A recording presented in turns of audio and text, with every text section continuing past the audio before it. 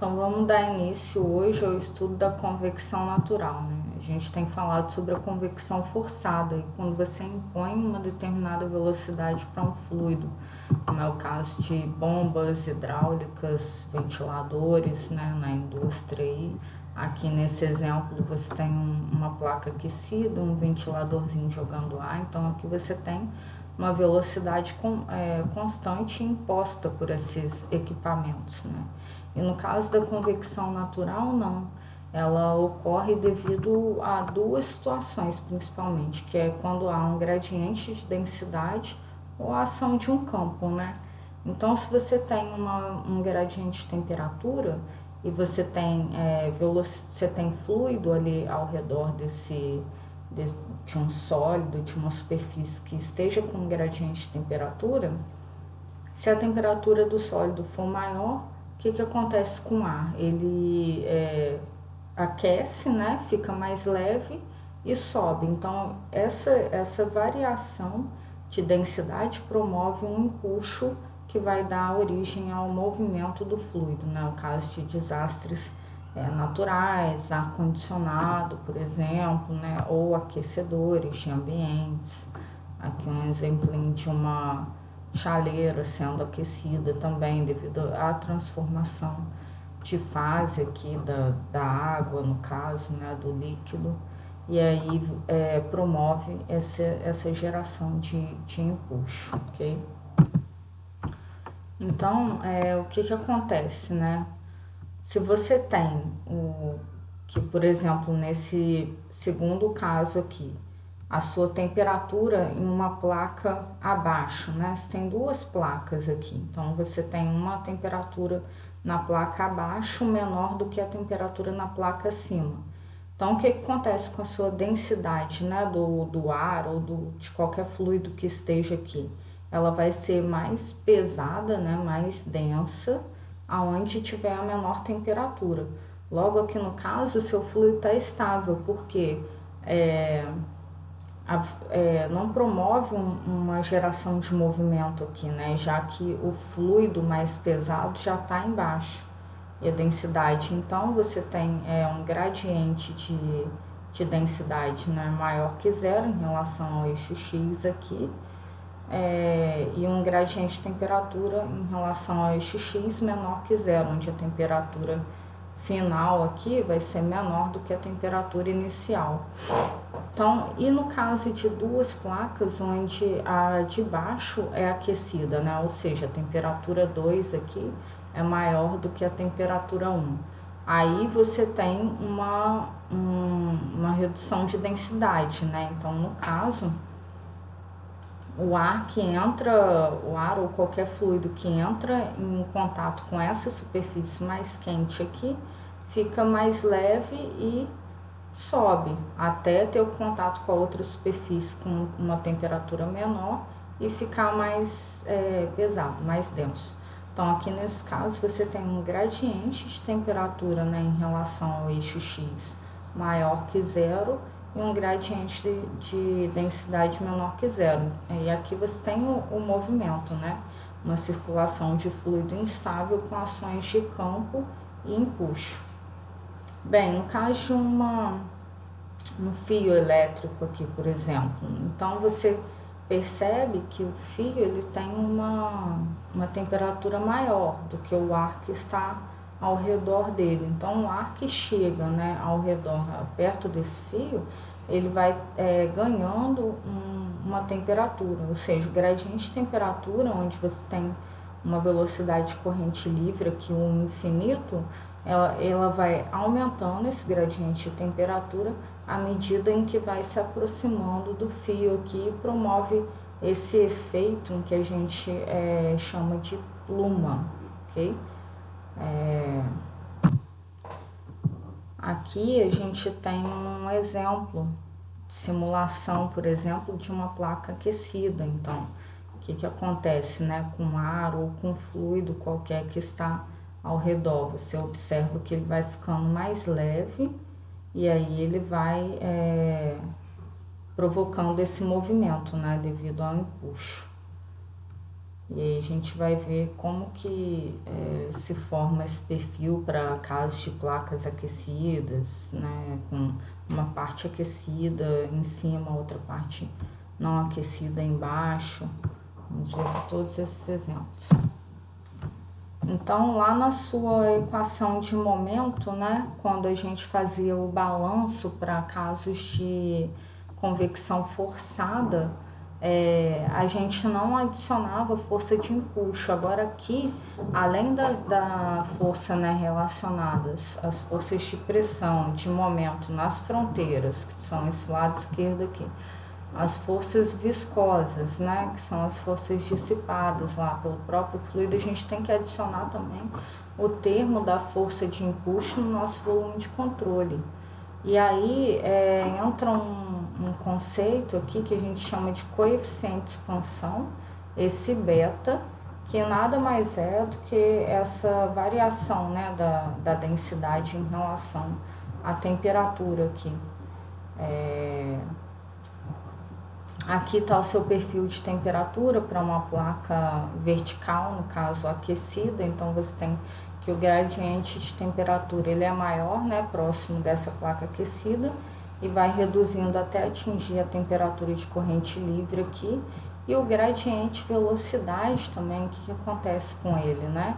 Aqui perto da placa você tem as ações de tensão cisalhante, então ela é reduzida aqui próxima da placa, mesmo a temperatura sendo aquecida, mas o fluido vai aquecendo, ele passa da corrente livre aqui, né, uma velocidade constante ali, ou parado, no caso um ar parado, por exemplo, e aí ele vai aquecendo, vai ficando mais leve, vai ganhando velocidade até um determinado ponto máximo, depois ele começa a decair devido a essas ações aqui da tensão cisalhante, né, que começa devido ao sólido aqui com a força de atrito.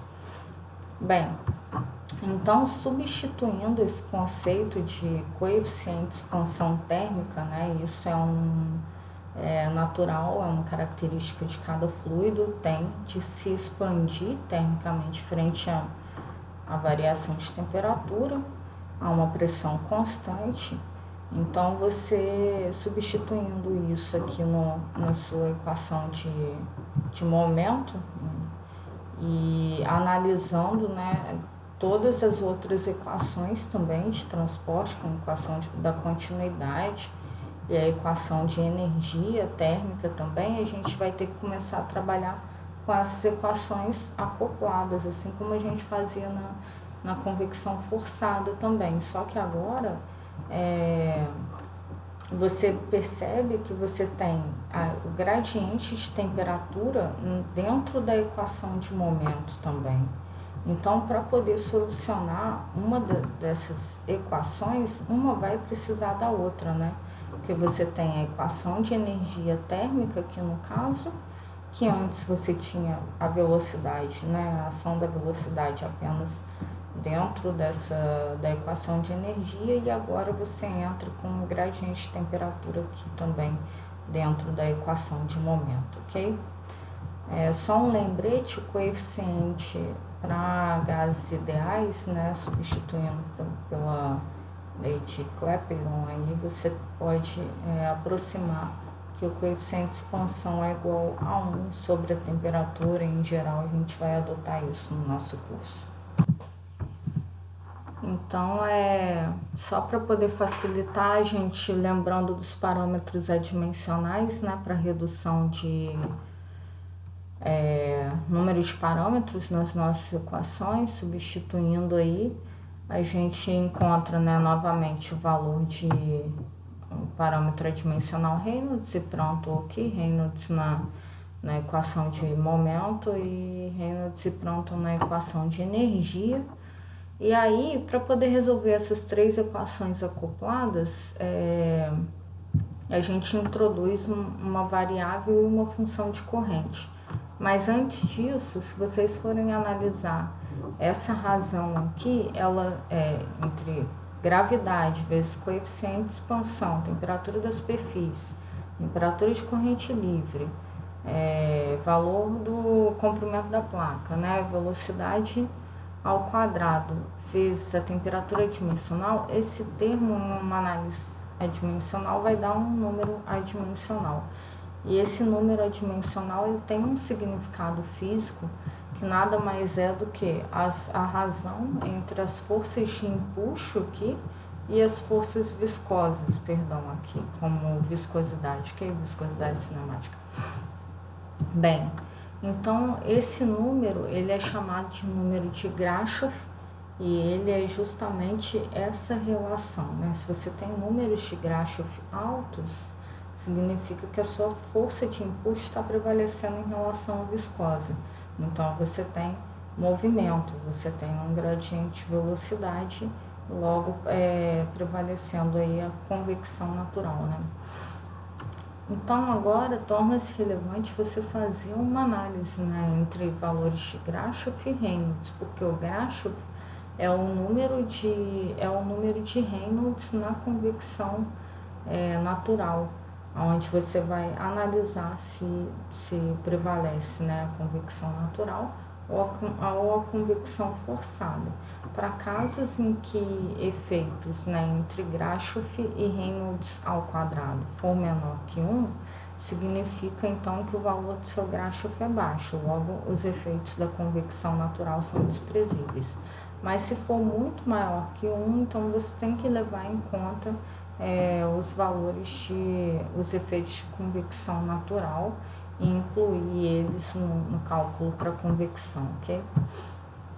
Bem, então aqui, para a gente poder reduzir, né, a complexidade de cálculos das equações diferenciais acopladas, a gente introduz aqui uma variável em função de y, x e Grashof e uma função de corrente. Eu não vou entrar muito a fundo sobre esses cálculos, mas você tem que, por definição aqui, né, de derivada, e substituindo nas equações anteriores, juntamente com a análise das condições de contorno. Então, quais as condições de contorno que a gente vai analisar aqui? Quando seu y é igual a zero, né, próximo da placa, a velocidade é nula devido às tensões cisalhantes e a temperatura da placa é igual, né, perfil de temperatura, aqui no caso do fluido, igual à temperatura da superfície. E quando você tem que o valor do seu y aqui, né, atinge a corrente livre, então a sua velocidade novamente é nula, se ela estiver parado aqui no caso, e a temperatura é igual à temperatura de corrente livre. Então, aplicando essas condições e trazendo o conceito de temperatura adimensional novamente e aplicando essas funções aqui de derivada e função dessa variável definida aqui, substituindo nas equações, a gente consegue reduzir a complexidade da nossa equação diferencial e estabelecer novas condições de contorno, né? Então aqui eu introduzo uma nova função dessa variável para a temperatura dimensional, né? Ou seja, sua temperatura, o gradiente de temperatura, né, da camada limite térmica, ela varia conforme essa variável aqui, já que você tem então agora o valor de Grashof, né, que inclui aí as forças de empuxo, e isso vai interferir na temperatura adimensional. Então eu introduzo aqui uma nova função, um g de eta aqui, né, dessa variável estabelecida. Então observe nesses gráficos aqui que você tem, né, que a sua temperatura dimensional ela cai com o aumento dessa variável, já que observa-se aqui que o valor de Grashof ela não atinge o seu maior valor próximo da placa, onde você tem a maior temperatura aqui. Então você tem uma queda de temperatura mesmo com um aumento aqui de velocidade, né? Para variados números de Prandtl. Ok, lembrando do conceito, né, de coeficiente convectivo em função de Nusselt aqui no caso, e lembrando que o fluxo de calor se dá pela lei de Fourier, né, menos K dt dy, onde y é igual a zero, próximo da placa aqui, onde a sua velocidade é nula, você tem que prevalece os efeitos da transferência de calor por condução. Então, esse fluxo vai ser igual ao fluxo de convecção em regime permanente, e aí substituindo esse gradiente de temperatura pelo gradiente de temperatura, no caso adimensional, e substituindo a função anterior, né, para essa variável igual a zero, já que y é igual a zero, e essa variável você tem o valor de y aqui dentro, e aí você encontra uma função, então, g de pronto, que pode ser substituída para um H médio.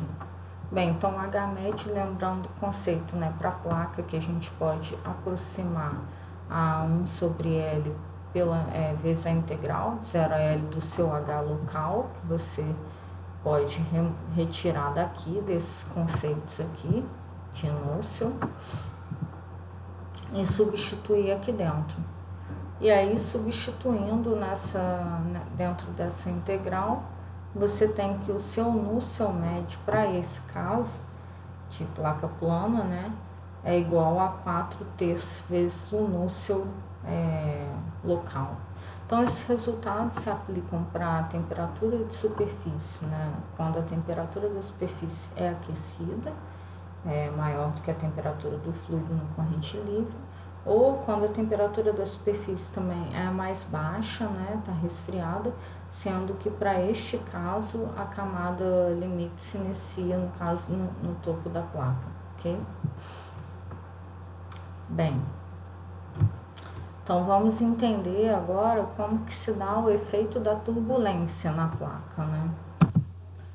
Então, você pode analisar os efeitos de turbulência a partir desse outro número adimensional aqui, que é chamado número de Rayleigh, e ele nada mais é do que produto, né, entre Grashof e Prandtl aqui.